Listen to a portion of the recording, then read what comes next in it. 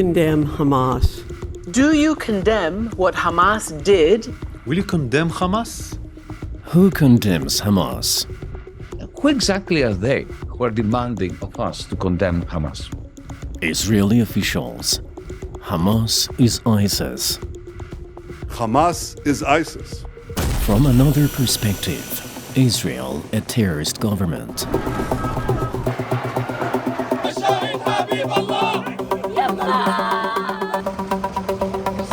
Terrorist government of Israel. Now that's tricky. Who is the real terrorist, Israel or Hamas?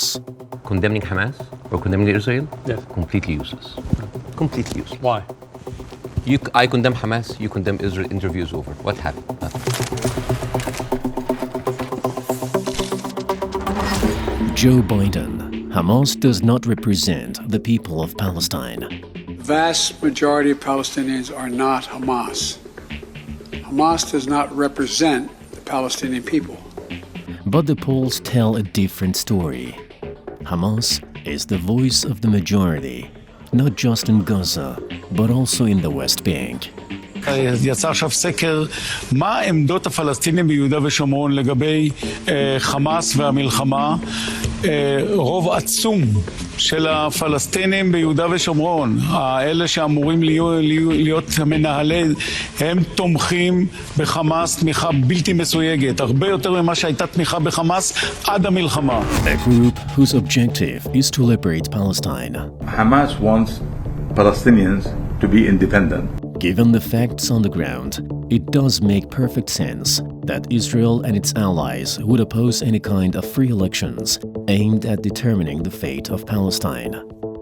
אם יהיו בחירות, מן הסתם חמאס ינצח בהם, ואז זה מה שישראל לא רוצה שיקרה, אבל...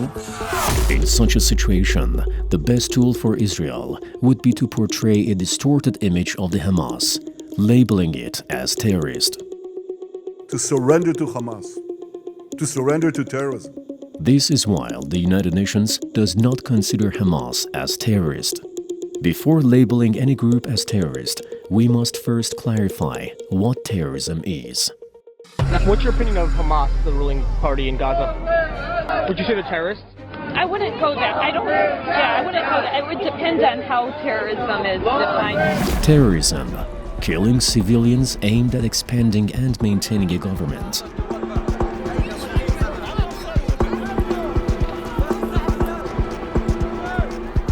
With this definition, Israel is the terrorist, not Hamas.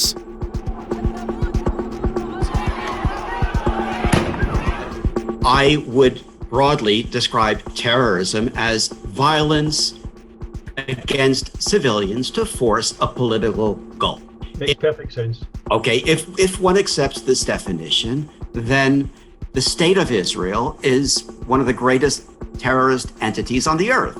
The most obvious reason of Israel being terrorist, the Zionists were the initiators of violations against Palestinian people and their territories. We are talking about a situation in which Israel is initiating violence, in which Israeli terrorism dwarfs anything that Hamas has ever done. Terrorism, a tool for the occupation of Palestine.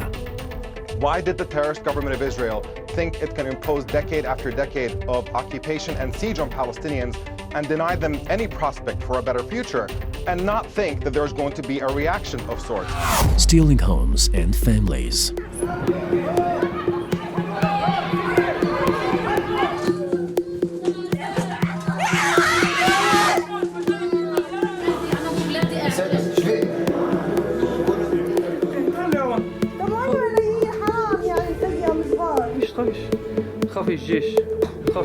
If I were a citizen of Palestine or Iraq or Afghanistan, and if I were a citizen of the United States or Britain, and someone from halfway around the world came into my country and started stealing my land and killing my family, guess what? I would defend my country as well. And committing genocide through murdering thousands of Palestinians. Per noi c'è uno scopo, distruggere Gaza. Israel has no other meaning than terrorism. When Israel terrorizes the Palestinian people every day, is that terrorism? A clear message by the Zionists. that there is a catastrophic crisis, a calamity emerging on the ground, and you are simply saying they're either exaggerating or they're wrong, are you? Yes, I am. What's the view on the humanitarian crisis in Gaza this morning? There is no humanitarian crisis because there isn't. There is no. A series of terrorist tactics in recent decades, from assassination of different figures around the world.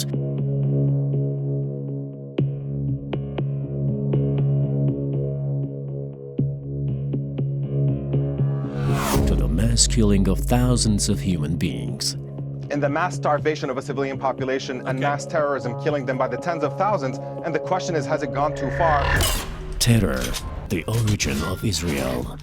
The kinds of tactics that have been described as terrorism in the last few decades, in fact, were central to the establishment of the State of Israel. State of terror, the best way to describe Israel.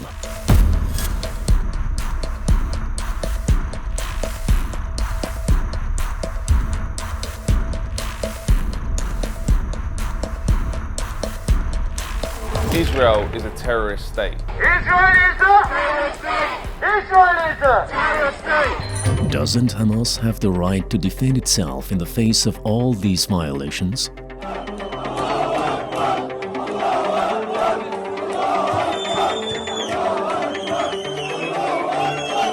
Palestine have a right to defend itself when land was taken from it, when people were dispossessed, when houses were levelled, when UN resolutions on torture, on ethnic cleansing, on apartheid.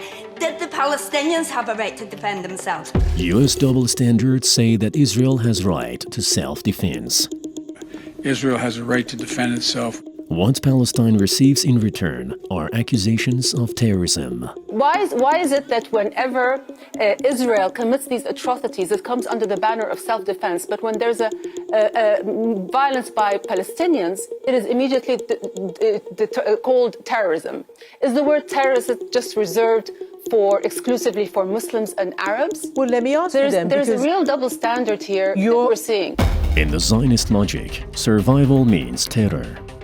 Israel continues to sustain its terror as self-defense. Through manipulation, Israel even attempts to confiscate terminologies, just like it has confiscated lands that belong to Palestinians. Word terrorism in Palestine, where whatever it is, if it's in conflict with the Israeli state, it's labeled terrorism, and the word itself convicts the victim.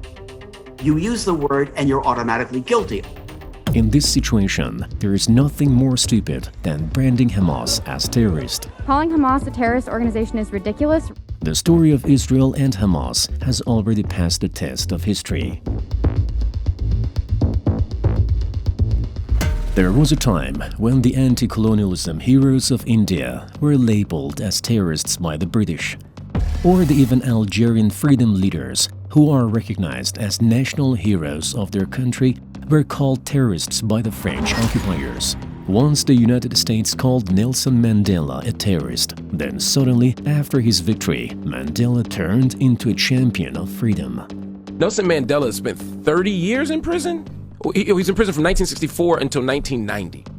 And he still was on the United States terror watch list. Everybody loved him. Everybody pretended that they didn't criminalize. And he was still on our country's terror list. So we got to be real careful about who we call a terrorist. We got to be real mindful of how we use that language of terror. Hamas today is yesterday's Mandela. I see no difference between Nelson Mandela and Hamas in refusing to accept apartheid or the Zionist Israeli state. Today, Hamas is convicted in a media propaganda. And today, after liberation from occupation, it will be recognized as a symbol of freedom. We won't get rid of Hamas. We won't get rid of an idea. We might get rid of the organization. We might get rid of all of the people in Gaza. All of the Palestinians might be killed, but the idea won't die. Freedom won't die.